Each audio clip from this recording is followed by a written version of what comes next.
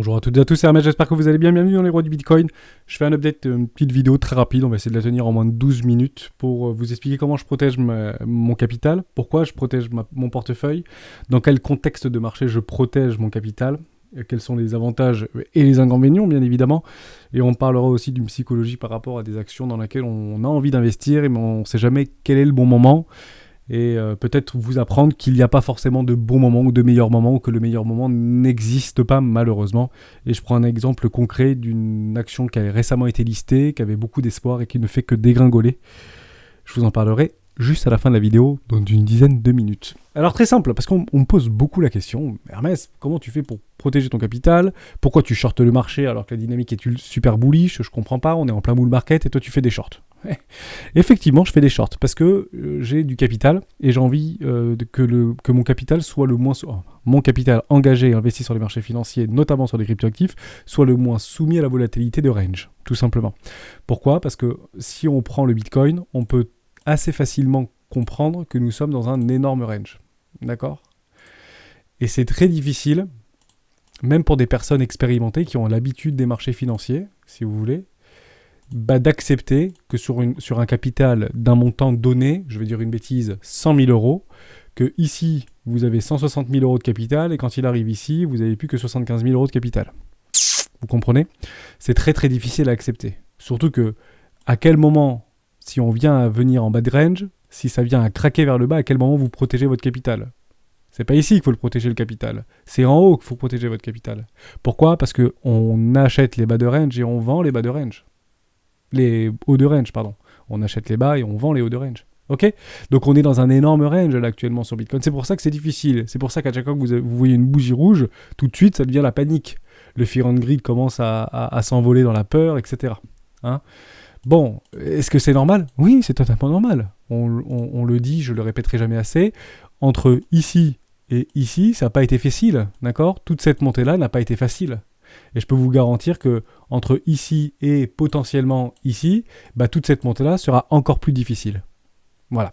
Donc moi, j'ai envie de profiter un maximum de la montée, tout en me protégeant par des arbitrages, notamment sur le Bitcoin, d'accord, pour pouvoir protéger mon capital en shortant le Bitcoin.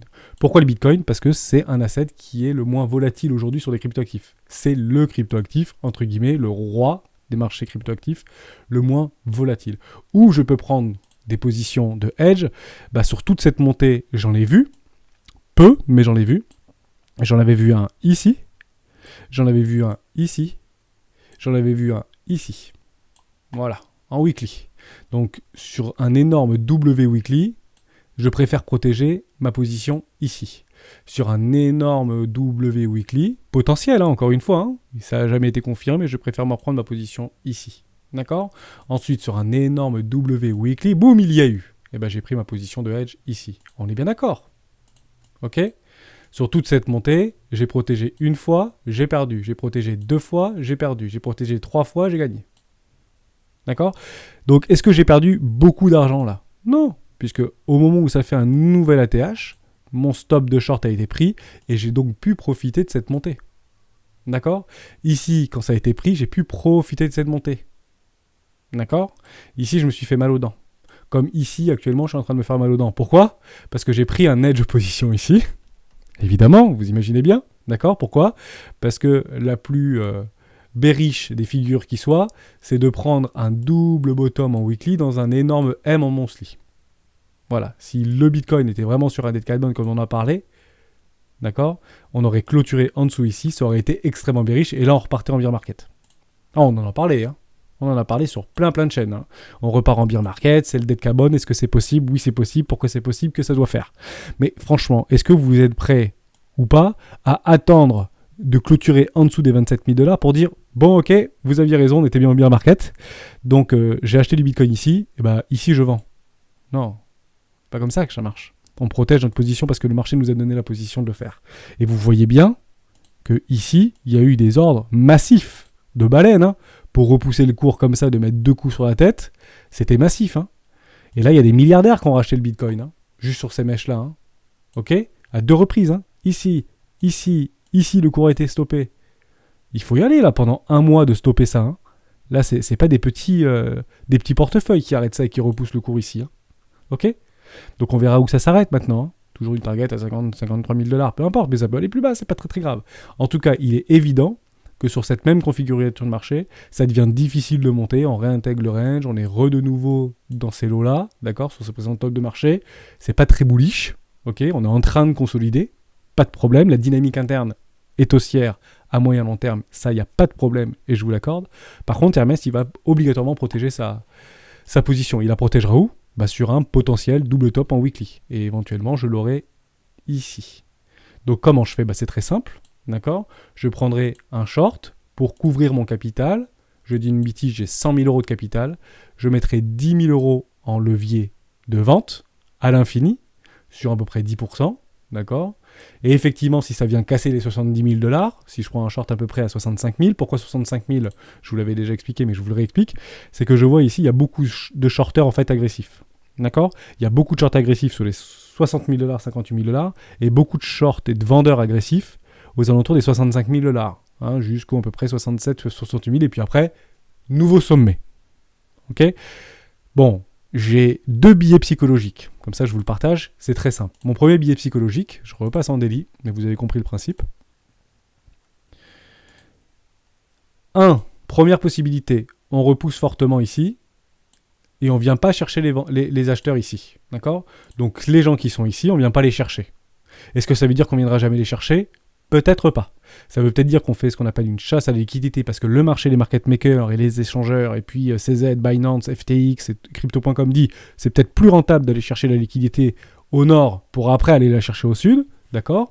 Donc pour confirmer et transformer un double bottom en daily en un énorme M, donc double top en weekly, ok ? Et c'est peut-être plus rentable de faire ça et de faire ça derrière sans pour autant aller casser nos précédents lots ici. Pas de problème, hein, on reste long terme haussier, que peut-être de faire ici, partir chercher les acheteurs et de repartir vers le haut. Ok ? Donc il est vrai que j'agiterai éventuellement sur une forte continue tendance si c'est très très fort et si on ne vient pas me donner une espèce de structure ici et que le cours fait tout de suite ça, prendre un ordre de short, peut-être que je le mettrai en lissé. D'accord ? Sur une structure, etc. Je couvrirai un petit peu mon portefeuille et après éventuellement j'atteindrai une toute petite structure pour protéger mon portefeuille. Ok ? Ça, pas de problème. Ici, on va juste pas donner la possibilité, mais ça me dérange pas, en fait, dans un énorme range, moi, de protéger mon portefeuille. Ok ? Est-ce que ça veut dire que je ne profiterai plus de la hausse ? Bien sûr que si, que je profiterai de la hausse. À un moment donné, mon short sera pris. D'accord ? Et c'est bien ce qui est en train de se passer ici. On est d'accord que j'ai protégé mon portefeuille ici, et mon short a été pris. D'accord ? Ici. Parce qu'il était au-dessus des précédents lots. Bon, Hermès, son portefeuille, il n'est pas très protégé, là. Donc ça l'embête un peu, puisqu'il voit que ça descend. C'est comme ça que les institutionnels font et que les baleines font. En fait, on passe notre temps à se protéger. Parce qu'on ne réfléchit pas avec un capital de 1 000 € par rapport à des personnes qui ont un capital de 100 000, 1 million ou 10 millions d'euros. On peut pas investir de la même façon sur les marchés financiers. On peut le faire indirectement si j'ai un capital de 1 million d'euros, mais je décide que d'investir 1 ou 2% de mon capital. Ça, c'est parfaitement possible. Et là, pas de stop, rien du tout. Bitcoin à 1 million s'il veut. Mais aujourd'hui, j'ai une grosse partie de mon capital qui est investi sur les cryptoactifs. Donc je me dois, malheureusement, vis-à-vis de la volatilité, de protéger mon capital. Ce n'est aucunement une obligation. Aucunement une obligation. Voilà. Donc moi je short Bitcoin, mais j'achète massivement des altcoins qui sont en zone de rechargement, etc. Bon. Ça, c'était la première chose. Voilà moi comment je fais. Et ça ne me dérange pas de shorter le marché du Bitcoin, prendre un petit levier x10, là, 10 000 balles ou 5 000 € pour protéger 50 000 x10. Et puis derrière, si ça vient de se prendre, j'ose espérer que derrière, il y aura énormément de force. Parce que là, c'est médias, etc. Nouveau bull run, go les 100 000 et pourquoi pas. Ok ? On verra bien comment ça nous amène. Et puis, je reprendrai une nouvelle décision sur une forme de structure de distribution avec un double top en daily ou un double top en weekly. Voilà, je short généralement les potentiels double top en weekly. Voilà, comme ici, par exemple, comme ici, je le répète, ou comme ici, je le répète. Et ça ne me dérange pas de me faire exploser la tronche. Ok ? Je peux vous garantir que ici, j'ai aussi pris des profits, il n'y a pas de problème. Ok ? Donc ça, c'était la première chose. Deuxième chose, attention biais psychologique. On voit beaucoup de petites crypto-actifs qui sont récemment listées. On pense que c'est l'avenir, que c'est génial. Ça va faire x1000. Attention. Les crypto-actifs n'échappent pas à la règle des marchés financiers traditionnels. Je vais prendre un exemple tout bête qui s'appelle Kompong. J'aime beaucoup cette action et j'ai dit je l'achèterai cette action. J'ai décidé de l'acheter. Par contre, je ne vais pas l'acheter tout de suite. J'ai envie de voir un petit peu que ça se développe. Hein, je vous l'avais dit, j'aime bien quand c'est listé que ça prenne un gros coup sur la tronche. Bon, là, ça a pris un sacré coup sur la tronche, pour le coup. Donc, cette truc, je pense qu'il y a eu des... Je ne sais pas s'il y a eu des ordres jusqu'à $60, peut-être, mais on peut imaginer qu'il y a eu des ordres qui ont été échangés jusqu'à $60, le machin a déjà perdu 60%. Bon, pour le pure player du concurrent Amazon coréen, c'est pas... Alors que les résultats sont intéressants, la croissance est intéressante, je crois qu'ils ont augmenté leur croissance de 70% en l'espace d'un an pendant le confinement. Bon, apparemment les résultats ne sont pas suffisamment stratosphériques, j'avais fait une petite note comme quoi Bill Gates achète 5 millions d'actions début 2021 pour 50 milliards de dollars. Bon, c'est quand même pas rien l'histoire, Bill Gates a perdu du pognon. Par contre, je me dis que tant que Bill Gates ne vend pas ses actions, je me dis que ce mec est peut-être un peu plus intelligent que moi, ou en tout cas des investisseurs ou des conseillers qui sont peut-être un peu plus alarmés que initiés que moi ou informés que moi. C'est ce que je voulais dire, informés que moi. Par contre, qu'est-ce qu'on voit sur ces structures de marché ? Et malheureusement, peut-être qu'à un moment donné, il y a nos actions et nos petites crypto-monnaies qui vont commencer à faire ça. Donc, Hermès, sur les rois, il recherche des W en weekly. D'accord ? Donc en semaine, on se met en semaine et on va chercher les W weekly. Est-ce qu'il y en a des W weekly ? Oui, il y en a un. Je vous le concède. Et il est très joli. Il est juste ici. D'accord ? C'est un magnifique W en weekly qui a été confirmé. Hein, d'accord ? Il a été confirmé et clôturé ici. Donc le signal nous a été donné pour dire OK, investisseurs, achetez. Le problème, c'est que même si ce truc avait déjà fait moins 30% au moment où on dit OK les gars, achetez massivement, le machin derrière recrache. Voilà. Bon. C'est pas très top tout ça. Et bah ça arrive tout le temps en fait sur les crypto-monnaies. On pense que ça y est, on pense que ça part, d'accord, mais derrière on revient en bas du range. Et même pire encore, on vient casser le bas du range. Et on fait un nouveau plus bas. Et je vous en parle pourquoi ? Parce que je suis tombé dessus, ça commence à faire un nouveau encore plus bas. Voilà. On a l'impression qu'il y a des espèces de structures qui se remettent en place. On va dire qu'on avait déjà pris un ordre ici, d'accord ? Arrivé un peu sur le tard, ok, pas de problème. On n'est pas les premiers investisseurs qui ont fait des levées de fonds avec Kompong, mais on arrive sur le marché secondaire, ça fonctionne bien, on a des jolies structures en W Weekly. Derrière, est-ce que c'est confirmé ? Non, on n'a pas de structure, on n'a pas notre pullback derrière, on est directement, on réintègre immédiatement le range. Gare à ça. Faut faire super gaffe. Derrière, on recherche encore des W Weekly, malheureusement, on fait un nouveau plus bas. Bon, est-ce que ce truc peut pas encore tomber dans les abysses ? Moralité. Oui, c'est intéressant de trouver des structures, mais on ne met pas tout son capital sur une structure. Ok ? Les structures chartistes ne sont qu'un billet psychologique de plus. Je pense très honnêtement que Kompong a de l'avenir. Malgré ses déboires actuellement dans les médias par rapport à l'harcèlement, etc. qui se passe, je me dis que cette boîte peut être bien gérée. Il y a beaucoup de capitaux qui rentrent dans cette boîte. Ça fonctionne super bien. Il y a de la divergence. Ça fonctionne. Il n'y a pas de problème. Ils ont des jolis locaux. Non, franchement, ça marche, quoi. On voit bien des grosses divergences qui commencent à se mettre en place. On voit que le cours est en train complètement de casser la tronche, mais ça augmente là. Enfin, on voit qu'il y a quelque chose qui se passe. D'accord ? Il y a des divergences, etc. Des divergences qui se confirment. La dynamique est de nouveau baissière, mais techniquement, je trouve ça vraiment pas mal, notamment en daily et comme en weekly. Malheureusement, ça fait toujours de nouveaux plus bas, sur des nouveaux plus bas, sur des nouveaux plus bas, sur des nouveaux plus bas. Le plus simple à faire, c'est quoi ? C'est très simple. C'est d'acheter quand ça baisse. Tout simplement, et lisser notre prix d'entrée. Exemple, je veux investir 1000 € dans Kompong. C'était mon idée, 1000 balles. Ok, j'attends une super structure. Et j'ai pas encore investi. Donc je me dis que c'est encore c'est encore moins cher aujourd'hui. Mais je sais pas si ce truc-là va pas tomber à 2 €. Je sais pas si ce truc-là va pas mourir. Donc, dans le doute, je pourrais très bien mettre 200 € ici ou 250 € ici. J'attends une nouvelle structure, encore moins 50%, je peux très bien ici, maintenant, remettre 250 €. J'aurais bien mis 500 €. Et puis, j'attends peut-être encore que ça baisse, d'accord ? Et si, à un moment donné, Kompong, je commence à avoir des super news, Bill Gates remet des thunes là-dedans, etc., j'en sais rien, de voir des choses comme ça, peut-être ici, doubler ma position, ou doubler ma position sur une énorme structure de latéralisation. Peut-être dans 3-4 ans. Vous voyez ? Donc, j'accepte pendant 5-6 ans sur ce type d'investissement. Et je vous en parle parce que beaucoup de crypto-actifs qui viennent d'être listés ressemblent un petit peu à ça. D'accord ? Ça fera probablement peut-être des plus bas et encore des plus bas et encore des plus bas. Ok ? Peut-être qu'il faudra attendre quelques années, 3, 4, 5 ans, pour peut-être, à terme, retrouver de nouveaux sommets. Voilà. C'était super important que je vous en parle. Je prends l'exemple de Phil, par exemple, Filecoin. Pourquoi c'est très important de lisser... Pardon, fil USD. Pourquoi c'est très important de lister ses achats? Je vais pas le prendre là, je vais le prendre là-bas plutôt. Et je finirai là-dessus, comme ça on sera rapide sur cette petite vidéo. Est-ce que j'ai du gris-gris là-dessus? Ouais, j'ai un peu... Non, mais c'est pas le gris-gris que je voulais. Coinbase. Voilà, j'ai du gris-gris. Bon, top crypto, 8 milliards de market cap, c'est génial, le machin est latéraliste, super. Bon, on est bien d'accord que la time frame, je m'en fiche. Quand on était en bull market ou en bear market en 2018, etc., en fait, on l'a su quand c'était déjà la fin de quasiment du bull market, du bear market, quand on était en bear market. On va pas refaire le monde, ok? Mais techniquement, il y a beaucoup de cryptos qui sont comme ça, d'accord? On est là, on fait le bull. Hermès, il aime bien quand ça commence à tomber. Ici, c'est intéressant d'investir. Ouais. Par contre, barrez-vous avec votre capital. Hein, votre position, vous la récupérez ultra rapidement parce que derrière, on n'est pas à l'abri de ce genre de choses. Ok? Et ce genre de choses, on s'en rendra compte quand on sera ici. Hein. Ok? C'est pas ici qu'on va nous dire ouais, c'est le bear market. Hein. On est d'accord.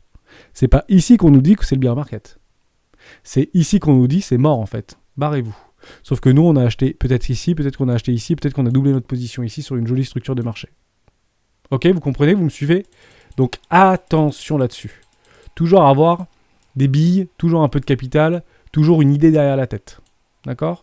Bon, derrière, les plus patients sont toujours récompensés. Je vous l'avais dit, si vous êtes rentré ici sur Falcoin, d'accord? Et que vous vous dites, je suis rentré sur le tard, on en parlait dans la vidéo d'hier, bah peut-être que la meilleure chose à faire, si ce truc a du fondamental et il y a des équipes derrière qui bossent, bah peut-être que la meilleure chose à faire, c'est de rien faire.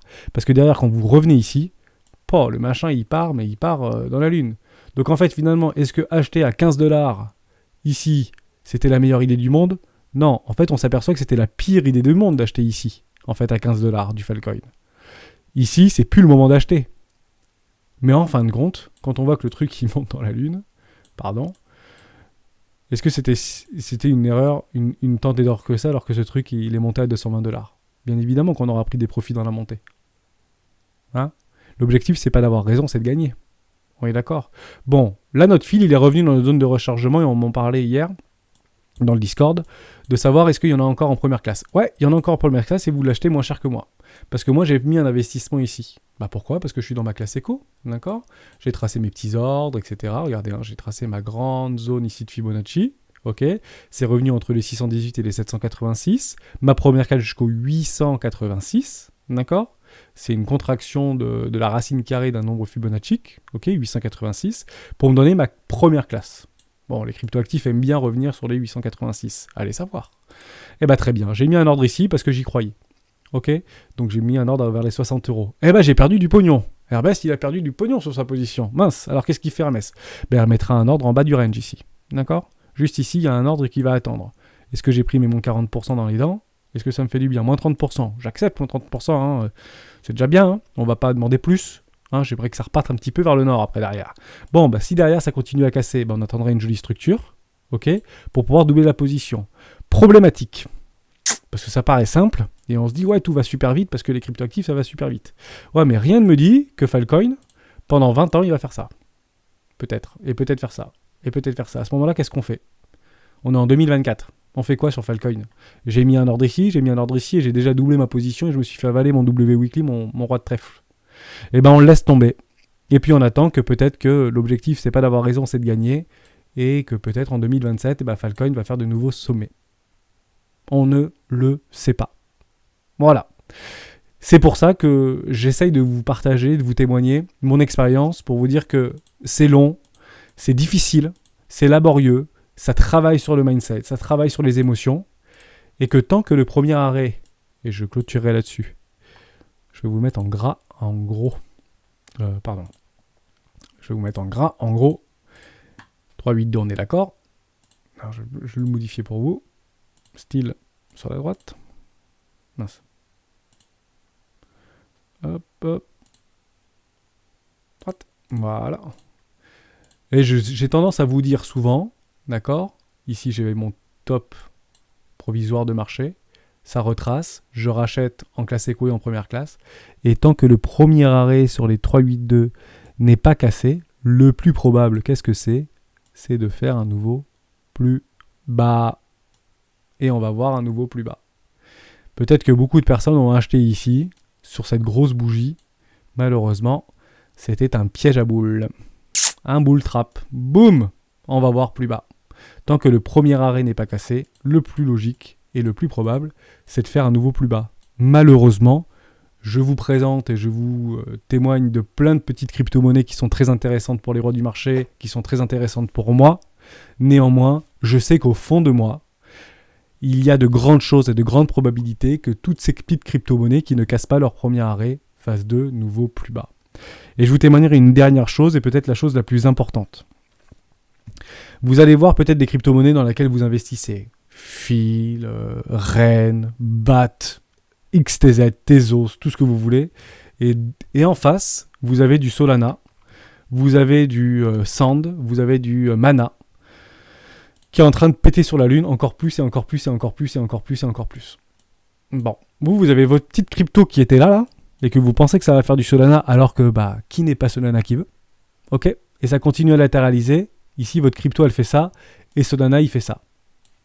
Et il y en a beaucoup qui sont tentés de dire, je me casse de ça, et j'achète ça. On est bien d'accord. Je me casse de ça, et donc j'achète ça. Parce que j'ai déjà perdu de ça à de là. Grosse erreur. Soyez patient. Il faut être patient. Le marché récompensera toujours les plus patients. Dernière chose. Pour les 12 minutes, on reviendra, comme on dit. Dernière chose. Ça fait très longtemps que je ne mets plus de levier d'achat sur les marchés financiers. Je ne trade qu'en spot et uniquement en spot. Je ne suis plus sur les futurs et sur les perpétuels. Je n'ai pas le droit de vous conseiller parce que je ne suis pas conseiller financier. Mais si je ne peux pas vous conseiller, peut-être que je peux vous déconseiller quelque chose. Allez savoir, vous me direz dans les commentaires si j'ai le droit de vous déconseiller quelque chose. Ne mettez jamais de levier sur les crypto-actifs. Voilà. Pourquoi ? Parce que même sur le Bitcoin, on se fait rincer. Tout simplement. À terme, vous vous ferez rincer. Il y a des très bons qui mettent des leviers sur les crypto-actifs et qui se font rincer. je vous le dis, je ne vais pas venir ici, je vais peut-être venir plutôt là.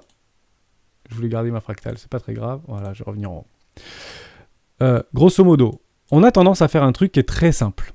Ce qu'on appelle des traders de suivi de tendance. Et en fait, on voit beaucoup d'influenceurs sur Internet, américains, français, anglophones, francophones par exemple, anglophones, etc., qui gagnent des sommes folles en suivi de tendance. Et c'est vrai, ils ont tendance, en suivi de tendance, à mettre des leviers.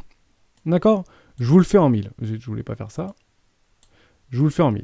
Je vais zoomer un peu fort et je vais mettre en weekly. Je finirai là-dessus pour vous dire à quel point il ne faut pas mettre de levier.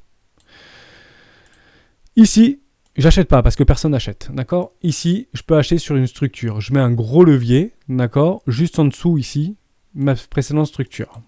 Très simple, je suis un trader de tendance. Ok ? Donc on voit bien ici que ma tendance est bullish, ok ? Ma tendance est bullish. On ne vient jamais retester le premier arrêt. Donc, on ne va pas me la faire à deux fois. Ici, je vais mettre du levier et je vais faire le suivi de tendance. Ok, je mets un levier, j'en sais rien.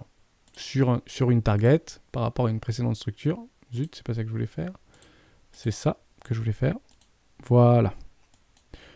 On imagine le suivi de tendance, parce que beaucoup le font en fait. C'est bullish, bah ouais. On a l'impression que tout le monde gagne de l'argent, c'est génial. Et on va faire un petit ratio de 1 pour 1 si on est un professionnel et si on aime bien l'institutionnel, ou sinon à 1 pour 2, 1 pour 3. Où est-ce que je m'arrête ? J'en sais rien. Ici, je mets mon ordre. Boum, je gagne. Levier x10. J'ai une bêtise. Levier x10 ou levier x5. Ça gagne. Ok. Derrière, on a tendance à dire, ok, je vais mettre exactement la même chose. Alors ici, je peux pas parce que je n'ai plus de retracement. On est d'accord ? Donc, j'ai plus. Ok ? Donc, où est-ce que je mets là un ordre ? Je peux plus mettre de ordre parce qu'il faut au moins que j'attende un pullback ou une structure. En réalité, en weekly, j'avais plus de structure. Est-ce qu'en daily, j'avais de la structure ? Quand même. Ici, j'avais une structure. Ouais, mais bon, c'était un peu plus haut, donc là, un petit effect. Ici, j'avais une structure. Ok, super. Je remets ici un levier. Je me mets pressé dans la sur-truc et je remets un 1 pour 3. C'est ma stratégie, je dis une bêtise, suivi de tendance, d'accord ? Et en fait, les gains que j'ai achetés là, je remets les gains ici. Ça veut dire que là, j'avais 1000 $. Donc ici, maintenant, je vais mettre 3000 $. Et en fait, ici, je vais mettre pareil, juste sur ces structures-là, d'accord, en suivi de tendance. Donc ici, je remets les 5000 ou 6000 $. Super, ça passe. Ensuite, on retrouve une structure Et ici, je vais remettre encore les $6 000 de $6 000 sous la structure par rapport à mon précédent double bottom, d'accord? Et je vais rechercher du x3. Ok, on est d'accord. Donc on a tendance à faire ça. On peut appeler ça aussi c'est pas un stop suiveur, c'est vraiment des traders de tendance. Donc j'avais 1 000 € ici, j'ai gagné, donc ici j'ai 10 000 balles. Donc je remets 10 000 balles levier x3. Bon, j'ai tout perdu. Voilà, donc ici j'ai tout perdu. On est d'accord, puisque ça vient de prendre mon stop et derrière au revoir. Parce que comme je gagne une fois, je gagne 2 fois, je gagne 3 fois, je gagne 4 fois, ici je pense que je vais gagner 20 fois. Le problème, c'est que c'est comme au casino à la roulette. Hein. Ça ne tombe pas 20 fois d'affilée sur le rouge. Je dis pas que c'est jamais arrivé, je dis juste que c'est relativement rare. Et à un moment donné, on vient chasser les traders de tendance. Parce qu'on prend trop la confiance. Voilà. Et c'est ici qu'il faut racheter. Chacun son style d'investissement. Ne mettez jamais de levier. Ne mettez jamais de levier sur ce marché. Voilà, tout simplement. Pour 2 raisons. Première raison, c'est très rare quand on décide de mettre juste un petit levier de 1,2 ou 1,3. Généralement, on prend du levier 2, et puis on voit que ça marche, donc on met un petit levier 5, et on voit que ça marche, on met un petit levier 10. Je vous déconseille de mettre des leviers sur les cryptoactifs. D'accord. Et je pense, et je suis quasiment convaincu qu'il y ait beaucoup d'influenceurs qui vous déconseillent même de mettre des leviers sur le Forex. Pour ceux qui ne connaissent pas, je vous invite à aller faire un petit tour, même sur le DAX. Ou des leviers x2. Allez savoir. Voilà, on finira là-dessus sur cette vidéo. Je voulais vous réexpliquer comment je protégeais mon capital. J'espère que c'est bien clair. Sinon, n'hésitez pas à me mettre dans les commentaires. 2, Compong, attention sur des structures de marché, sur des jeunes actifs financiers, que ce soit du cryptoactif ou traditionnel, ça a tendance à baisser. Et 3, s'il vous plaît, ne mettez pas de levier sur les cryptoactifs. Ne soyez pas trop gourmands. Restons humbles. Aucune arrogance sur les marchés financiers, aucun ego. Restons humbles, long terme, dans 10 ans, on sera encore là. Si on met des leviers dans 10 ans, ça fera longtemps qu'on sera plus là. Ciao.